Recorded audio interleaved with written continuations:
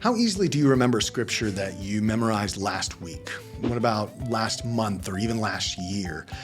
Memory retention is one of the hardest skills to master. And if you're like most people, including me, you often get frustrated and discouraged when you keep forgetting what you spent so much time memorizing. Well, stay tuned because today I'm going to introduce you to a crazy simple technique that could change all of that. You already know that consistent review is critical to memorizing anything. Memories naturally decay over time. And hopefully you've heard me talk about the importance of spaced repetition in past episodes. The idea that you should space out your scripture review at strategically increasing intervals. But today, I'm completely geeking out over a new idea that combines spaced repetition with habit stacking. And in a genius move that nobody could have seen coming, I'm calling it spaced stacking. Trademark, copyright, patent pending. Just kidding. To understand how this works, let's look at each of these separately. First, we have habit stacking, something that I was introduced to by Pastor Scott Stonehouse, who uses principles from the book Atomic Habits to memorize the Bible. I'm a small habits guy. I need small goals, small habits that are easily achievable for me to be able to stick with it. But if they're small enough, and if I can make them pleasant enough, I'll do them. And then as I build the habit, then I'll slowly increase it. One way to achieve these small goals is to stack them on top of something you already do on a consistent basis. If you've been following me long enough here on YouTube, and by the way, if you haven't, be sure to hit that subscribe button right now.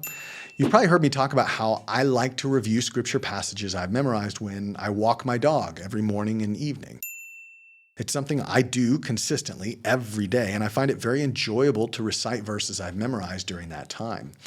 But author Glenna Marshall challenged me a bit when she said this during our interview a couple months ago. I try to work on memorization at different points during the day, and I like to sort of think of redeeming the time. So not creating new time, because we all have 24 hours, but utilizing the time when your hands are busy, but your mind is not. Now, that's basically what I was doing. I just maybe didn't realize it. While walking my dog, I was redeeming time when my body was busy, but my mind was not. She gave other ideas and examples, such as when she's taking a shower, washing dishes, driving the car, et cetera, et cetera. I'm sure you could think of plenty of other ideas. That's the habit stacking side of the equation. What about spaced repetition? Well, it occurred to me that I've been thinking of this entirely from a daily perspective. Where can I stack habits on a daily basis?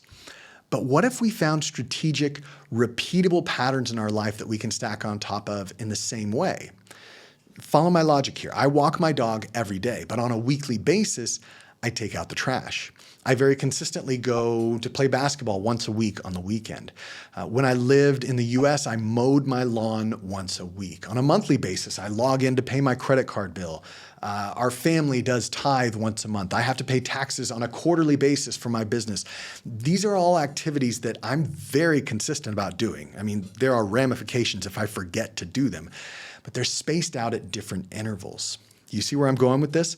These are the natural places to create spaced repetition on top of habits that I'm already doing, that habit stacking, spaced stacking. All right, I'm currently working on memorizing chapter 2 of the Gospel of John, and a lot of what I'm memorizing needs to be reviewed on a daily basis. I can do that during my dog walk time, my daily commute, or other daily habits. I've already memorized chapter 1, but I don't need to review that on a daily basis. I probably need to do it on a weekly basis, so I can move that to, let's say, a weekly habit like during my drive time to go play basketball or while I'm mowing the lawn. These are weekly, mindless tasks that I can use to space out my review with consistency. 2 Timothy is another good example. It's a book that I've memorized and currently need to review only once a month or so. So every time I pay my credit card bill, that can be a natural reminder for me to recite 2 Timothy. And as I've been thinking about this, it occurred to me that it doesn't have to be a long or even rotating passage of scripture. For example, every time I take out the trash, I can quickly recite from Philippians, where Paul says that I consider everything a loss because of the surpassing worth of knowing Christ Jesus my Lord, for whose sake I have lost all things. I consider them garbage that I may gain Christ and be found in him. Philippians 3, 8, and 9. Now, attaching the verse to that weekly task not only ensures that I'll review it consistently, but it's also, I think, a pretty cool way to peg the meaning of the verse to something memorable, taking out the trash, garbage, that kind of stuff. These daily, weekly, and monthly tasks are going to be different for you than they are for me, but I think if you give it a bit of thought, spaced stacking could help you maintain consistent review that helps you keep the scripture that you've memorized over the long term. And isn't that what we're hoping to do here? To this end, I've created a simple PDF download that you can use to brainstorm these various mindless tasks that you do on a daily, weekly, monthly, and even quarterly basis, as well as a sheet with common tasks to help you come up with those ideas.